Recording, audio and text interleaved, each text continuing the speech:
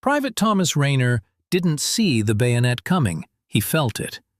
It was 5:31 in the morning, April 25, 1915. Rayner's section was charging across 35 yards of broken ground toward a Turkish trench on the Gallipoli peninsula. The man running directly in front of him stumbled on a limestone outcrop.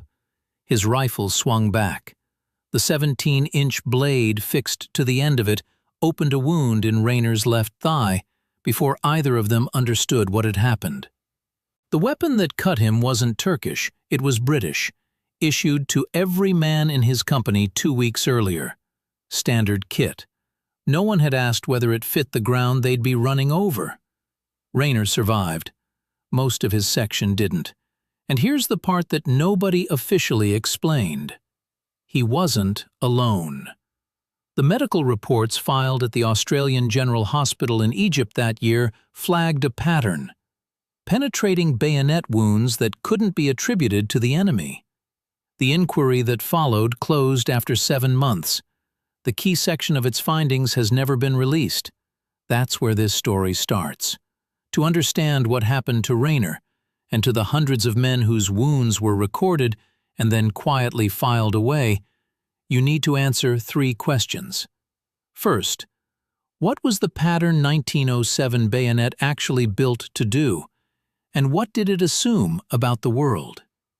Second, what happened the moment those assumptions met the ridgelines above ANZAC Cove? Third, why did the officers who saw it going wrong keep ordering more charges? The pattern 1907 sword bayonet is a long piece of steel, 17 inches of blade, fixed to a Lee Enfield rifle. The whole weapon stretches nearly 6 feet from butt to tip. It weighs over 10 pounds. That's not a sidearm, that's a spear. It was designed that way on purpose. After the Boer War, where British infantry had been humiliated by Boer guerrillas fighting at range and retreating before they could be closed with, the British Army drew one institutional conclusion. The problem was that soldiers weren't getting close enough to the enemy. The solution, they decided, was a bigger bayonet. The 1906 committee that specified the pattern 1907 kept returning to a single scenario in their discussions. Cavalry. Open ground. A line of charging infantry meeting a mounted enemy at a run. The committee chairman, Brigadier General Ivor Maxey, personally argued the blade needed to reach an enemy soldier over the top of a horse. There was one voice of dissent. One officer who argued for something shorter, lighter, more practical in confined spaces. His submission was noted. His submission was rejected. The committee's final report gave him one line: concerns noted, but not adopted. By the end of 1907, 300,000 pattern 1907s had come off the line at Enfield Lock. By the plan, this was exactly what was needed. By the plan. Here is what the pattern 1907 was not built for. It was not built for trenches cut into limestone at 28 inches wide. It was not built for right-angle corners in communication trenches. The bends that stop artillery blasts traveling along a trench line. A man with a fixed pattern 1907 cannot turn one of those corners, not without lifting the rifle above his head or dropping the muzzle to his knees. Neither position lets him use the blade. The weapon designed to reach over a horse could not reach around a corner. That was not a minor limitation. In the terrain above ANZAC Cove, it was the only kind of fighting there was. The planning maps had shown something different. The Admiralty charts had shown something different. When the 3rd Brigade waded ashore at 4:28 in the morning on April 25th, they were advancing against a map that was fiction. The ridgelines were steeper. The gullies ran where the surveys said nothing ran. The Turkish defensive positions had been dug, reinforced, and networked since February. The intelligence that General Birdwood received before the landing had been photographed 14 days earlier. 14 days.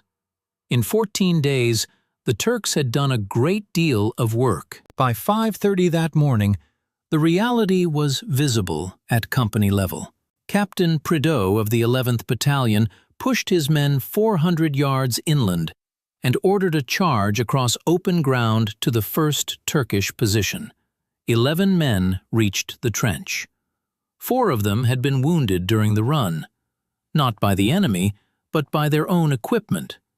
The pattern 1907, nearly 6 feet of rifle and blade, catching on the broken ground, swinging into the man ahead, turning a charge into a hazard before the Turks fired a single shot. 3 of those 4 stayed on their feet. 1 didn't. Prideaux's note doesn't give the man's name. The casualty records that morning list 7 killed and 19 wounded. They don't separate bayonet wounds from gunshot wounds. That distinction wasn't required in Australian casualty reporting until 1916, the year after Gallipoli. That gap in the records is not nothing. It is, in fact, the shape of the problem. The Army's official verdict on all of this came in December 1915, 3 weeks after the evacuation. One sentence in Appendix C of a 47-page logistics document. The pattern 1907's performance problems were attributed to, quote, the unusual nature of the terrain encountered. End of finding. One sentence. But here's what that sentence doesn't explain. The Admiralty had received reports describing the Gallipoli ridgelines as severely broken and confined in October 1914, 6 months before the landing. Those reports went to the War Office, the War Office's procurement division. The people who managed equipment specifications was in the same building.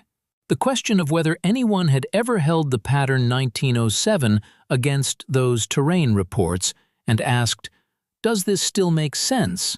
was raised internally by a staff officer named Aspinall in November 1915. He asked the question in a written memo. He never received a reply. He noted the absence of a reply in his diary. The terrain wasn't unusual. The weapon was wrong for terrain the Army had been told about months before it sent anyone there. By June 1915, the senior officers at Gallipoli had the numbers. Bayonet charges in narrow trenches and across broken ground were producing casualties at more than 3 times the rate that British doctrine had predicted. Major General Harold Walker, commanding the 1st Australian Division, received those figures daily. His staff confirmed they were read and received. Walker kept ordering charges. Why? He answered that question himself in a letter to General Birdwood dated July 7, 1915. The letter still exists. Walker wrote, "The men have been issued the pattern 1907. To instruct them to abandon the bayonet assault is to instruct them to abandon the only close-quarters doctrine they have been trained to execute. There is no alternative doctrine available." Read that again slowly. There is no alternative doctrine available. Not, "We have a better option." Not, "We're working on it." There was nothing else. The weapon couldn't be replaced in the field. The men couldn't be retrained mid-campaign. The terrain couldn't be changed. The charges continued because stopping them would have meant admitting the Army had sent men into a fight with a tool designed for a different fight, and there was nothing ready to replace it. So the charges continued. There was one man who tried to change it. Captain Albert Jacka, 14th Battalion. By August 1915, he had already won the Victoria Cross for his actions at Courtney's Post, a single-handed assault against a Turkish position that became one of the most celebrated acts of the Gallipoli campaign. Jacka was not a man who avoided a fight. He was also not a man who liked losing his soldiers for avoidable reasons. In August 1915, he put in a formal request. He wanted his company equipped with entrenching tool handles as a close-quarters backup in trench fighting. something short and manageable in the spaces where the pattern 1907 was a liability. He wasn't asking to abandon the bayonet. He was asking for one additional option. The request was denied. The stated reason: deviating from standard equipment would create supply and logistical complications. The officer who signed that denial was promoted 2 months later. Jacka went back to fighting with the pattern 1907. The pattern 1907 was never pulled from service because of Gallipoli. It survived. It went to the Western Front. It was reissued to Australian militia during World War II. It was still in use in Borneo in 1965, carried by Australian soldiers on patrol in jungle terrain where the engagement distances were under 2 meters. An after-action report from that year called it effective at the distances engaged.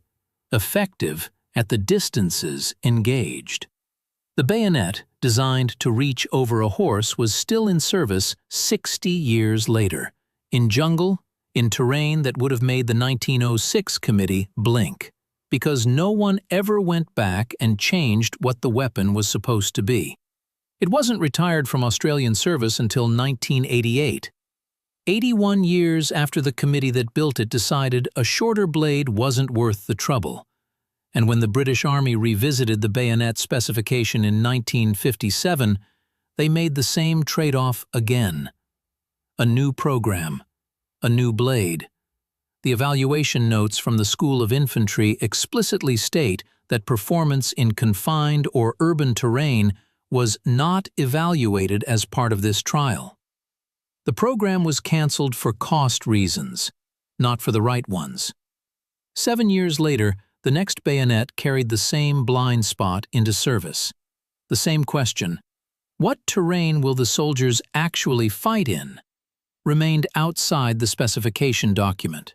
Again, the 1915 inquiry into Gallipoli produced 3 volumes. 2 of them are open to the public at the Australian War Memorial. Volume 2 is not. It is listed as retained, sensitive personnel information. The AWM describes its contents as reports relating to individual performance and medical assessments. It covers May to August 1915, exactly the period when the pattern 1907 casualty data was being compiled. A Freedom of Information request in 2019 came back denied. Section 33A of the Archives Act. Personal privacy. The personal privacy of soldiers who have been dead for over a century. No one has disclosed whose privacy is being protected.